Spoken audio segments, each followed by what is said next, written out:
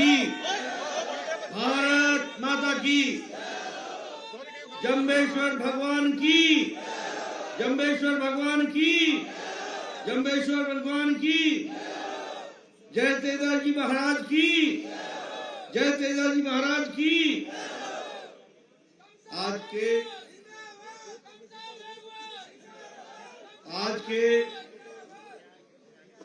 के इस चुनावी सभा में मंच पर विराजमान हमारे सह प्रभारी और लंबे समय तक जो लोकसभा और विधानसभा हरियाणा में रहे भजन लाल जी के सुपुत्र सम्मानीय कुलदीप बिश्नोई जी, हमारे बहुत ही लोकप्रिय सांसद और संसद में मेरे वरिष्ठ साथी सम्मानीय पीपी चौधरी जी, आप सबके लोकप्रिय प्रत्याशी भाई अर्जुन लाल गर्ग जी,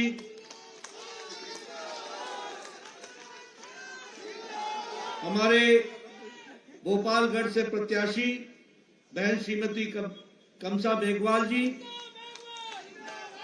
हमारे राजेंद्र गहलोत जी जो सह प्रभारी हैं,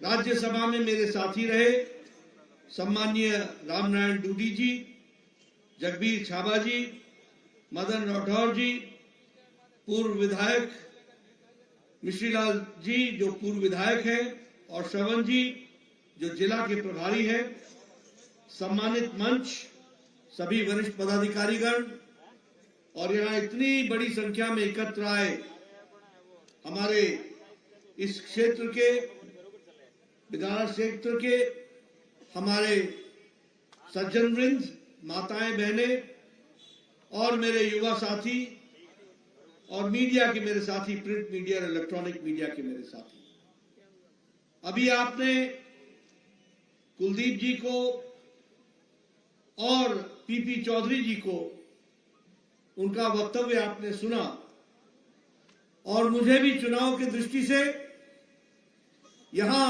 आप सबके बीच में कुछ मुद्दों को रखने का आग्रह हुआ है। मैं कम समय में आपसे अपनी बात रखना चाहूंगा। सबसे पहली बात तो यह है कि जब मैं देखता हूं, अर्जुन लाल गर्ग जी का नाम लेता हूं या कमसा जी का नाम लेता हूं, तो जो तालियां बजाते हैं उन तालियों से, उनकी गड़गड़ाहट से मैं पहचान लेता हूं कि आपने दोनों को जयपुर राजस्थान की विधानसभा में भेजने का निर्णय ले लिया।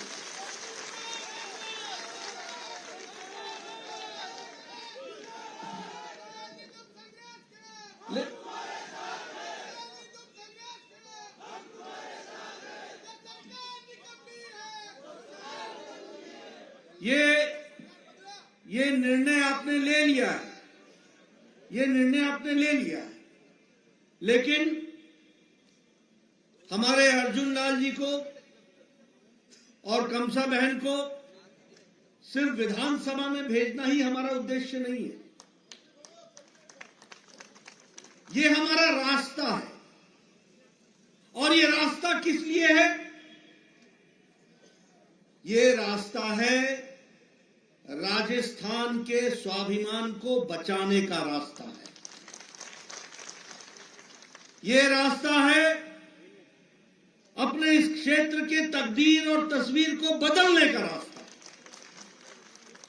ये रास्ता है आपके हक हकूक को उसकी रक्षा करने का रास्ता है।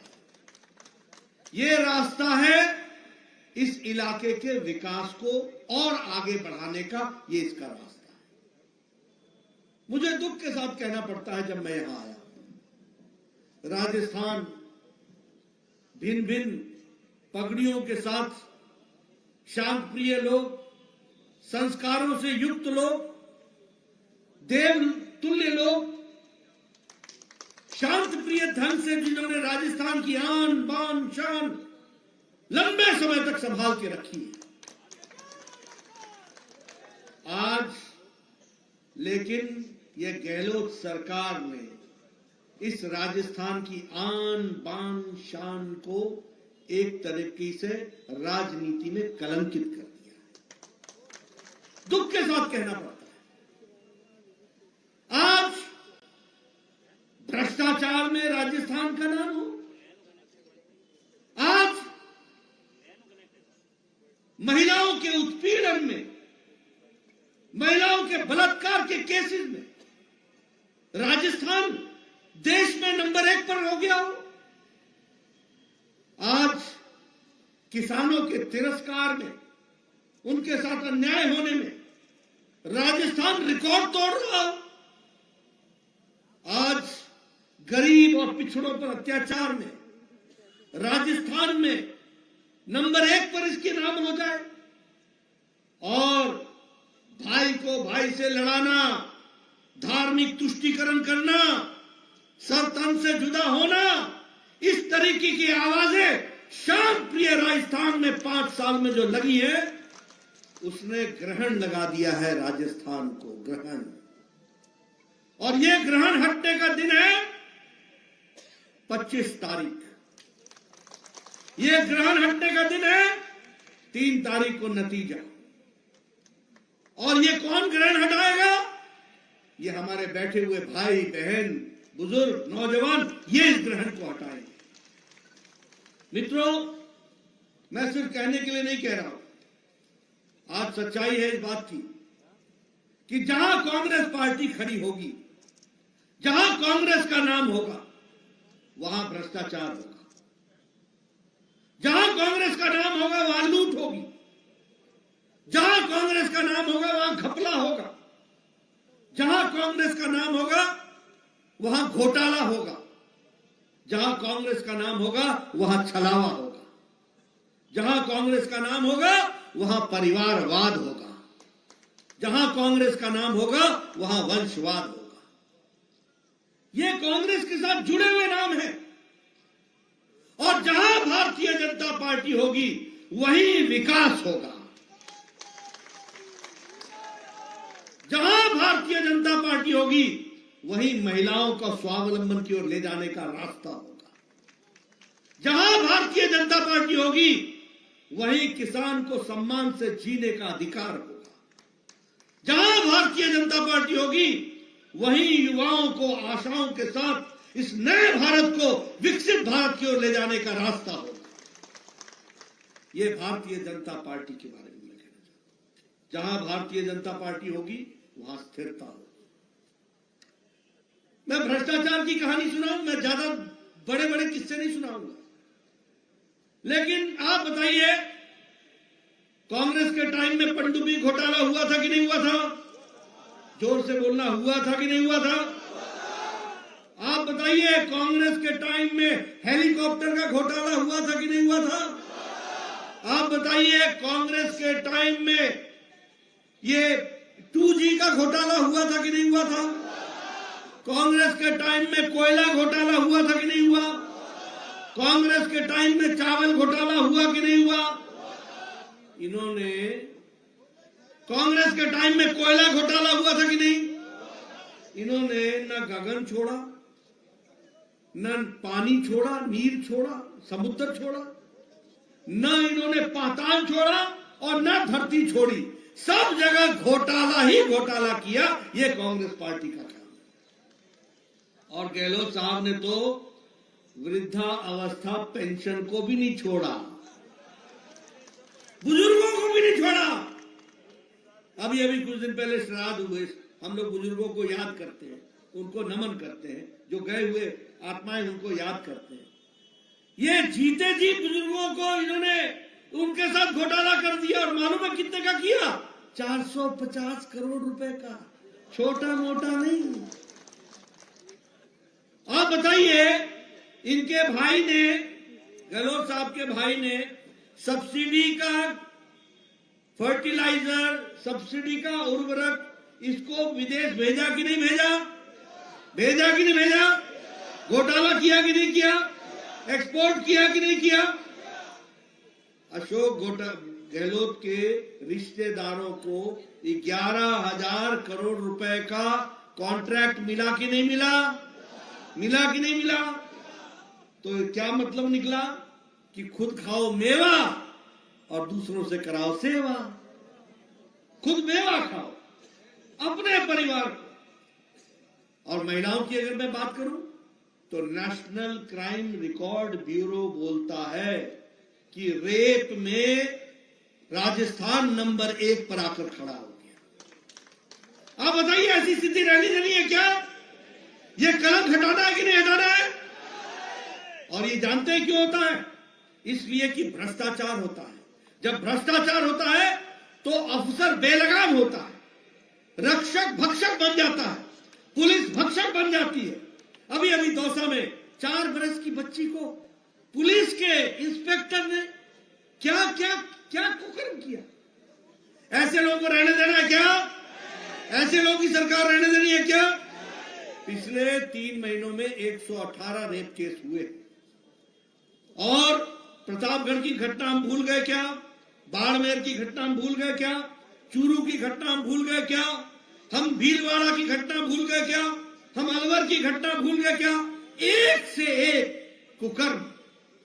किसी को भट्टी में डाल दिया, किसी को एसिड से जला दिया। ये राजस्थान के नाम पर ग्रहण है कि नहीं है?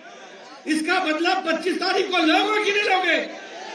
अर्जुन जी को और कृष्णा जी को भेजोगे कि नहीं भेजोगे? यही रास्ता है जिसको आपको ध्यान रखना है। अब मैंने कहा कांग्रेस धोखा देती है। आप बताइए, इन्होंने कहा था कि नहीं कहा था 10 दिन के अंदर कर्जा माफी करेंगे? कहा था कि नहीं कहा था? 10 दिन के अंदर 19,400 किसानों की धरती कुर्क हो गई। 19,400। ये क्या काम है? किस तरीके का काम कर रहे हैं? आप बताइए। मैंने पहले बताया खाद के एक्सपोर्ट में सब्सिडी का खाद भेज दिया कि नहीं भेज दिया?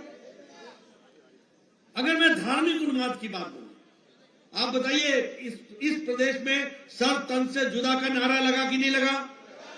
आप बताइए करौली में हिंसा हुई कि नहीं हुई? आप बताइए जोधपुर में हिंसा हुई कि नहीं हुई? आप बताइए शोभा यात्रा जो राम की यात्रा थी उस पर उसको रोक लगाई गई कि नहीं लगाई गई? और ये कांवर वालों को रोक लगाई गई कि नहीं लगाई गई? मंदिरों पर बुलडोजर चला कि नहीं चला? संतों की हत्या हुई कि नहीं हुई? ऐसी सरकार को रहने देना है क्या? रहने देना है क्या? गांव गांव घर घर संदेश पहुंचाओगे? मोदी जी का संदेश पहुंचाओगे? राजस्थान को मजबूत करोगे? मित्रों, मैं आपको राजनीतिक दृष्टि से बताऊं, प्रशासनिक दृष्टि से 5 साल की लूट की सबसे पहली बात तो यह कि गहलोत जी ने तो राजस्थान पर राज किया ही नहीं। क्या किया इन्होंने? ये सिर्फ कुर्सी की लड़ाई। सचिन अशोक गहलोत इसी बीच में यही किया कि नहीं किया? बताओ आपकी चिंता की कभी? अभी अभी मेरे पीपी चौधरी साहब बता रहे थे रीट का पेपर लीक। आपको मालूम है 17 पेपर लीक हुए? 17 पेपर, 17, 19। देखिए आप मेरा ज्ञानवर्धन कर रहे हैं, आते आते 2 और बढ़ गए। 19 पेपर लीक। और वन रक्षक की भर्ती में घोटाला, पटवारी में घोटाला, पुलिस के कांस्टेबल में घोटाला, अपने रिश्तेदारों को रखने का काम पकड़ा कि नहीं पकड़ा? अब आप बोलना कि अपने रिश्तेदारों के साथ ही तुम रहो, अब छोड़ दो हमें माफ करो, राजस्थान हम संभाल लेंगे, ये बात को हमको लेकर के चलो। अपने लोगों को अपॉइंटमेंट देने का काम किया। उसी तरीके से देखिए योजना भवन जो सरकार का सेक्रेटेरिएट है, सेक्रेटेरिएट ये ना चल योजना भवन तहखाने में, वहां क्या मिला? सोना। ये बताओ भ्रष्टाचार की कहानी बता रहा है कि नहीं बता रहा है? 2 करोड़ से ज्यादा, 2 करोड़ 31 लाख रुपए मिले कि नहीं मिले? ये क्या है? सरकार के सीट के नीचे इस आ रहा हूं मुझे हिसाब करना है भैया 5 साल का। अभी अभी लाल डायरी देखो, और जानते हैं गहलोत क्या बोलता है? गहलोत ने बोला ये बीजेपी की साजिश है। मैंने कहा वाह रे वाह, वाह रे वाह।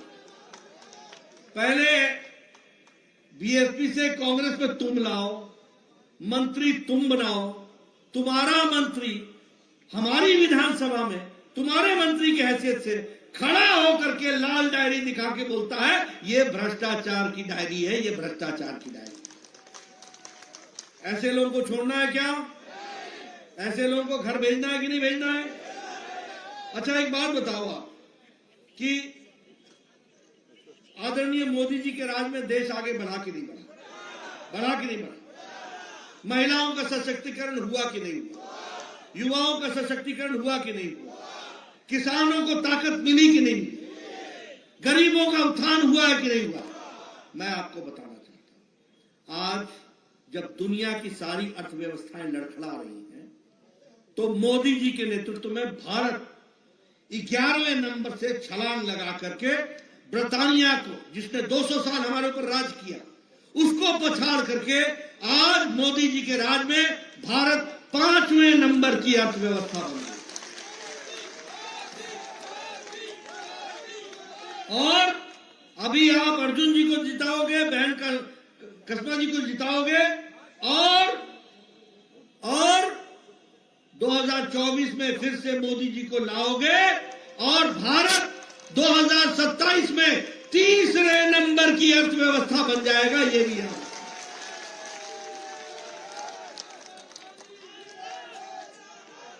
इसीलिए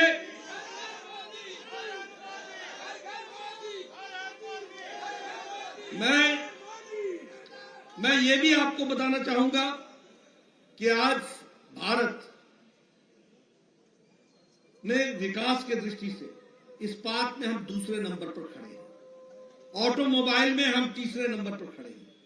और आज जो आपके पास मोबाइल फोन है ना, जितने भी मोबाइल फोन निकाल के देखना, पीछे लिखा होगा मेड इन इंडिया।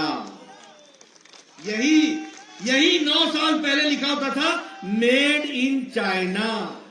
ये फर्क आ गया है। और इसीलिए आप बताइए, गांव, गरीब, वंचित, पीड़ित, शोषित, दलित, हमारा आदिवासी भाई, हमारी अनुसूचित जाति भाई, इन लोगों को मुख्य धारा में लाने का काम मोदी जी ने किया कि नहीं किया?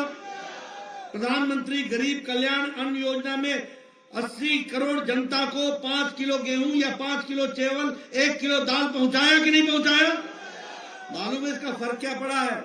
इसका फर्क ये पड़ा है कि 13.5 करोड़ लोग आज गरीबी की रेखा से ऊपर आ गए हैं। ये भी हमको ध्यान रखना है।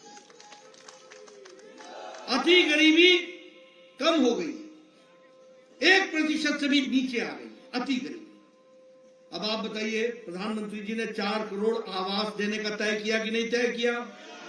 20 लाख आवास यहां बन रहे हैं कि नहीं बन रहे हैं? आप बताइए, गहलोत ने 9 लाख घरों को रोक दिया कि नहीं रोक दिया? रोका कि नहीं रोका?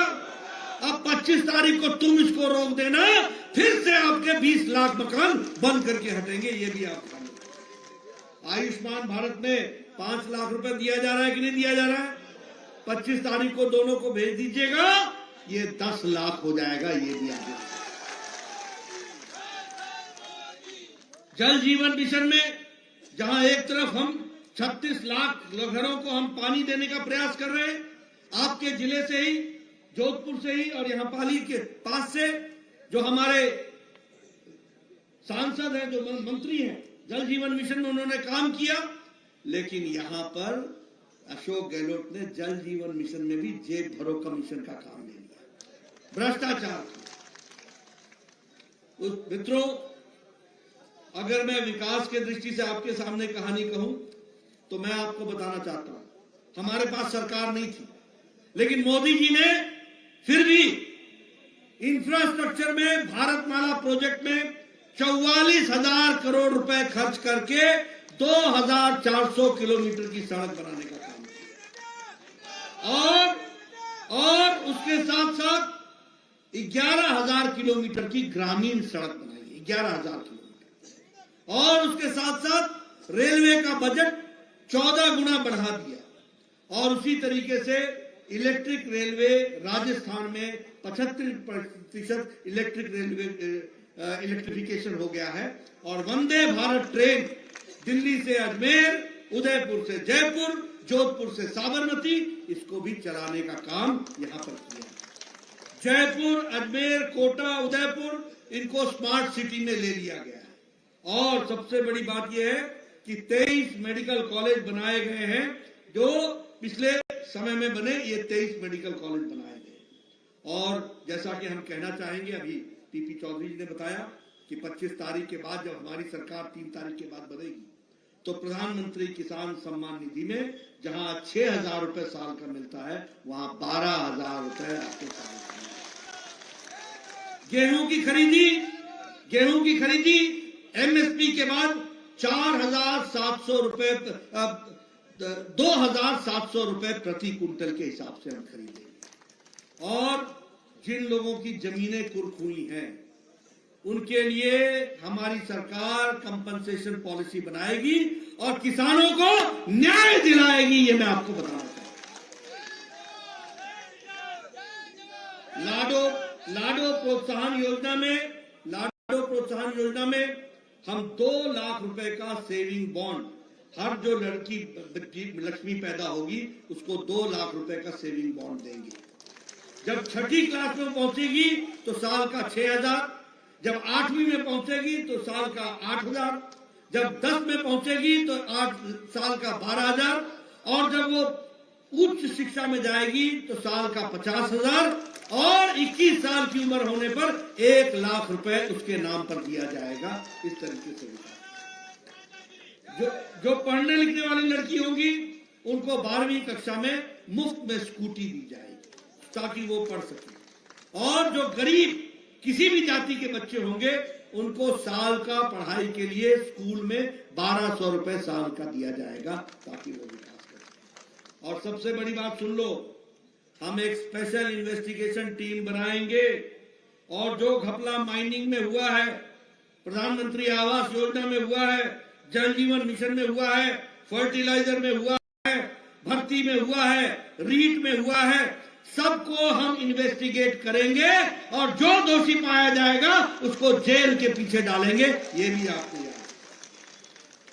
एम्स के तर्ज पर हम हर डिवीजन में एक regional institute of medical sciences बनाएंगे और आईआईटी के तर्ज पर हर डिवीजन में हम एक रीजनल इंस्टीट्यूट ऑफ टेक्नोलॉजी बनाएंगे। उसके लिए भी हम काम करेंगे। हेल्थ के इंफ्रास्ट्रक्चर के लिए हम अगले 5 साल में 40,000 करोड़ रुपए खर्च करेंगे और 15,000 डॉक्टर नए लगाएंगे, 20,000 पैरामेडिक्स लगाएंगे। इस तरीके से हम काम करेंगे। जहां तक बिलाड़ा का सवाल है, तो बिलाड़ा जोधपुर खंड में 110 किलोमीटर के लंबे और चौड़ीकरण की लेन मजबूत करने का काम हुआ है। वहीं जोधपुर के रिंग रोड का भी काम चल रहा है। जोधपुर पाली इंडस्ट्रियल एरिया का विकास का काम चल रहा है। ये सारे काम चल रहे हैं। आगे आपको मैं विश्वास दिलाता हूं कि तीव्र गति से ये सारे काम धरती पर और तीव्र गति से चलेंगे। मुझे अर्जुन जी चाहिए और बहन जी चाहिए जो चुनाव जीतकर आपके आशीर्वाद से जयपुर पहुंचे और विधानसभा में सुशोभित करें और इस क्षेत्र को आगे बढ़ाएं। ये मैं आपसे निवेदन करूंगा। आप बताइए 25 तारीख को ग्रहण हटाओगे ना? 3 तारीख को पूर्णमासी आएगी ना? सरकार बनेगी ना? और सरकार में दोनों को पहुंचाओगे ना? आपका बहुत बहुत धन्यवाद। दोनों ने लंबे समय आपके इलाके की सेवा की है, इनको आगे बढ़ाइए, यही निवेदन कर रहा हूं। बहुत बहुत धन्यवाद। जय भारत, जय राजस्थान।